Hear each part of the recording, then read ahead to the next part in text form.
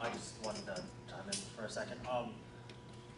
Different creatures take different things from this planet. Like wolves eat, rabbits. Rabbits eat grass. Everybody has their, I guess, their amount to take, and we as humans, because from that naturalist sort of mindset, we are allowed to, are allowed to take whatever we need to survive, just like every other creature. So we don't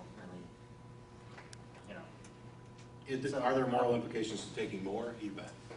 Yeah, so, you don't live in a so we're allowed to take, we're allowed to thrive. We're allowed to okay, go ahead. Yes, we are. Okay, thanks.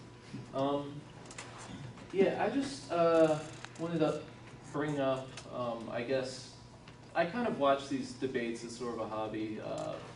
As like I'm an atheist, I'm really into these kind of debates. And one theme that I've sort of noticed that happens really often in these debates is the big disparity in the amount of time that the religious person speaks, and especially in debates that are very loosely moderated, like this the news.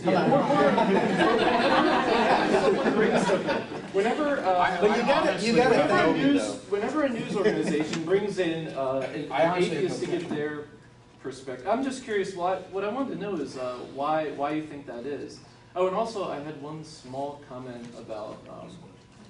I just wanted to say quickly that I think the actions of Bill Gates, someone who is not religious, who's basically said that he's not religious, would counteract the apathy of, and I really don't know any apathetic atheists personally that wouldn't care about the African children or whatever, or things like that. But I'd say that his actions would more than counteract every single possible. He's doing the work that's in President's campaign. Nelson Mandela is an atheist. The woman in Burma, I can't remember her name.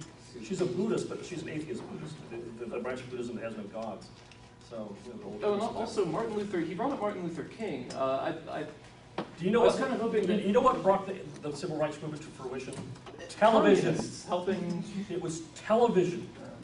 Christian America didn't. It was up till then. What was going on in the South, people didn't really understand it. Television came on. You could see what the Southern white Christians were doing to the black Christians. The hosting of those crowds. crowds. What stopped it.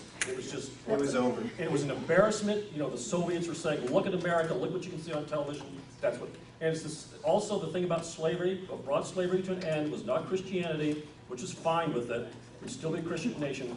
In 1776, the document came out that ended slavery. What was that document? Wrong! On the Wealth of Nations by Adam Smith, slavery has to end because slaves are terrible consumers, they compete with free labor, etc., etc. And that's why slavery ended when capitalism came in. It's not a coincidence. Isn't it amazing that Christians finally said slavery is bad at the same time industrial consumer capitalism came in? Well, Jefferson was a vague deist, so that's almost a score for the Just let me hit this real quick. Two quick things on time. I have no complaints at all about how much time I had today. Right? Yeah, no, you were it was voluntary. I'm good, and the only thing that I was glad that a question came up that allowed me to address his closing. When I thought he was going to go for the porn, I just let him, and he did. The other aspect of this that you touched on is when news media does a story about something atheistic, without fail, they give the last word to a Christian, to a religious individual, primarily Christian.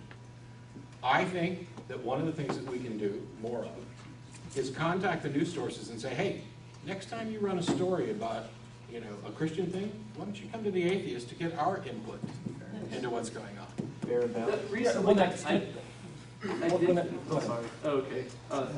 I did recently see, though, I think maybe it was Sam Harris, actually I'm pretty sure it was Sam Harris, debating some kind of topic that had something to do with religion with a religious person. They gave him the last word, and he was quickly interrupted, and that was When that survey came out a few weeks ago showing that atheists know more about the Bible than religious people, you watch CNN and all this, it's all religious people talking about this. They didn't call it a single atheist to find out why this is actually happening. Yeah, I do a lecture, well, I do a talk, and we're going back there next.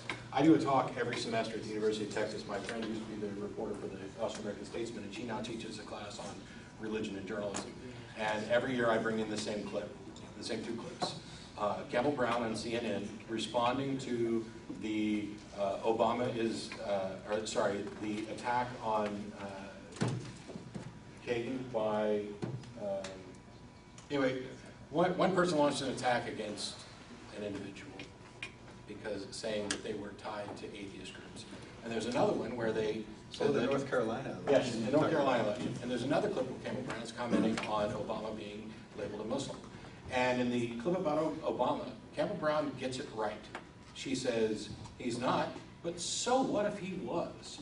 There is nothing in our Constitution that prohibits that at all. Campbell Brown got it on that subject. On the subject where someone accused someone else of being an atheist, she did not come in and say, she's not an atheist, but so what if she was? Instead, she went out on a limb to defend this woman, to say, no, no, no, she teaches Sunday school and this and that and the other thing. This is the demonstration of the anti-atheist bigotry that still exists. CNN. Campbell Brown is good, but she... I think what I saw was on MSNBC, actually. All right, in the back, finally, after waiting. Hey, I've been noticed finally. As a transsexual person, in my transition, I'm now dealing with interesting ideas of male privilege and to a lesser degree white privilege. I'm wondering if you think there is a similar religious privilege. And if so, how can it be counteracted? Criticize it openly and give good reasons for backing up your disbelief. That's the number one way. Oh, it's a smile. They'll wonder what you're up to. We're going to take one or two more questions. Among other things. Oh, thanks.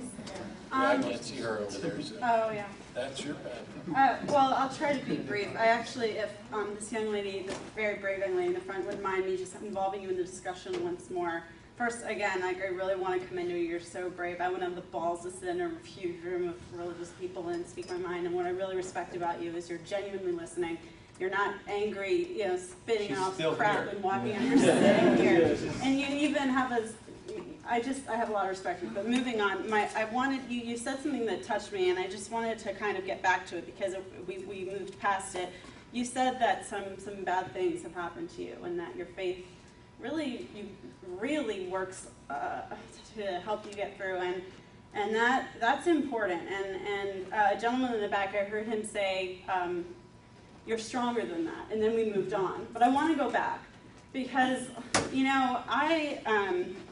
I used to think that just argue well enough, show religious people the evidence, rational, just you can almost just pound it in them and then you'll get them, you'll win them. But I see in people this strong emotional attachment, and until, for religious people who are motivated by a strong psychological need that I don't relate to, I don't have it. I'm content with sorry, I'm rambling. Just evidence. There's no evidence. Good. No God. That's how I work. That's fine. But anyone in this room, what would be a good response for this young lady who has shared that information? Because it's not just faith versus reasons. We are such emotional beings, and some are more emotional than others. And I just wonder what we can say to her, what she shared. So. There's a really great talk on the internet. I think it's Neil deGrasse Tyson, and he talks about where the things that make up you, where they originally come from, and he quotes a bunch of other scientists who've been studying this for a long time. And to make a long story short, you're made of stardust. No, that was Lawrence Krauss. Oh, Lawrence Krauss. Okay. Well, there's this whole element of the cosmos being within you, and you being intricately tied into everything, that I think is a really beautiful story. And science really can offer amazing insights into who you are, and it ennobles you. That's what I would say if you wanted to He is an astrophysicist, and he was talking about the birth of the universe and so forth, and he said, basically, the full quote was, "Forget Jesus Christ, the stars died for you." What I would say to you, I am, unlike some of the other panelists here, I don't think I want to convert others. And in fact, one of the problems that I've had with religious individuals is they're imposing their beliefs on me, so I certainly don't want to do that. But you and I have a difference in that way, right? So you've had some bad things happen to you. I did too. You got through them, okay? You are attributing it to your religion or your Bible or your God or whatever, but suppose God doesn't exist. Now you have to explain it otherwise. I think what the person was saying in the back is that you got yourself through that. You are giving credit where it doesn't belong, and not giving it where it does belong. I mean, I don't want this settle to turn into like me. No. I think it's No, but you're emblematic. You're an emblem. I mean, I grew up with like religious knowledge. I was not necessarily ever religious until just recently, like a few months ago. If you saw me like 4 months ago, I wouldn't be wearing this. I'd be wearing shorts and a t-shirt, tank top, whatever. It was just really recently when something like happened to me, like a year and a half ago or something. And at first I was actually like torn, and then it was a death. It made me wonder, like, you know, why are we here? You know, it made me question, and I've always had like a religious background. And then learning more about that, I knew why things happen in this world. I knew what my purpose was in this world. And it gave me a stronger sense of, you know, I looked around and I dealt with like things like body image and all this stuff, and I knew that I've always struggled, like, you know, why am I not this, why am I not that? And I looked into this religion, which it was in my background, but my family was very liberal and stuff. They never really practiced it. And then it solved all my problems. It solved like the problem about body image. I knew that this is not what mattered. It solved the problem about materialism and like wanting more and more and more. And I know that I solved the problem about why I should do things with intentions, why I should help my mom because I want to help her and not because anyone tells me to, and not because she tells me to. It's because it's from my heart. Like, Brett, I still haven't heard the God part. Yeah, I mean, just do these things. No, because this is strength of character. It is what my religion teaches, and I'm not doing it because I'm afraid of God. I want to get a reward. It's if you actually start making it a habit, it is who you are. Could you imagine another person undergoing similar circumstances? I actually have known. And but they didn't use God. They would describe their experience exactly the same way you did. I mean, right? They trusted in being good. They thought they're going to combat the worst excesses of their culture with parts of another culture that is better, right?